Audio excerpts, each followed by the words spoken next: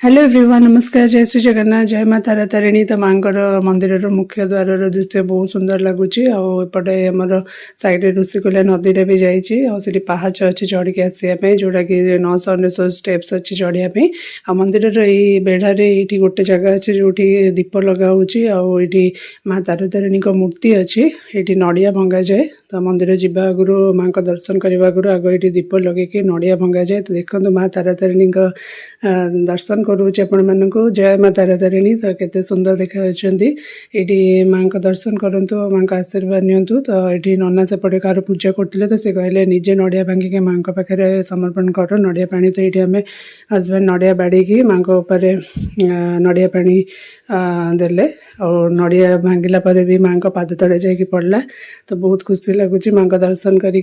तो ये गोटे सब मांकड़ बहुत अच्छा। तो गोटे मांकड़ आसिक नड़िया नहीं गला। तो जय माँ तारा तारिणी। आठी माँ मंदिर दृश्य केते बढ़िया देखा जाउची। पछरे पहाड़र गछ अच्छी सहित इवनिंग आसला। तो सनसेट व्यू सहित माँ का मंदिर दृश्य बहुत सुंदर लगुच और पूरा अद्भुत। ये आसिले ही यार माने फील करें केमी लगुच। तो ये मु दीप लगौचे, ये समस्ते दीप दौरान आमर नड़िया भंगा सरला।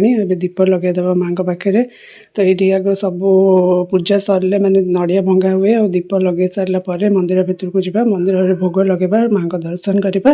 तो ये मुझे दीप लगौची। और ये जो संध्या बेलर दृश्य ता सहित जो पछरे पहाड़ और सनसेट व्यू देखा जाउची। मंदिर दृश्य गोटे अलग प्रकार देखा जाउची, बहुत सुंदर पूरा माने आखिर रियल देखले जिते आहरी बढ़िया लगुच।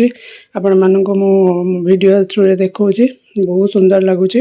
आपण मैंने भी माँ तारा तारिणी का दर्शन करूँ। माँ समस्त भल करूँ, समस्ते भलरे रुहतु एंड समस्त को आशीर्वाद करूँ। तो ये हजबैंड दीप लगौंट और सिया भी ये दीप बुलाऊँ माँ को। तो बहुत बढ़िया लगुच। आम आसला जानलु कि एबे पहाड़ पड़ी। तो पहाड़ खोलला पर आम माँ का दर्शन करूँ और सी भी बहुत खुशी अच्छी। बाहर माकड़ बहुत अच्छा। सो ये ब्लॉग टा मुझे एंड कर नेक्स्ट पार्ट को वेट कर था। नमस्कार।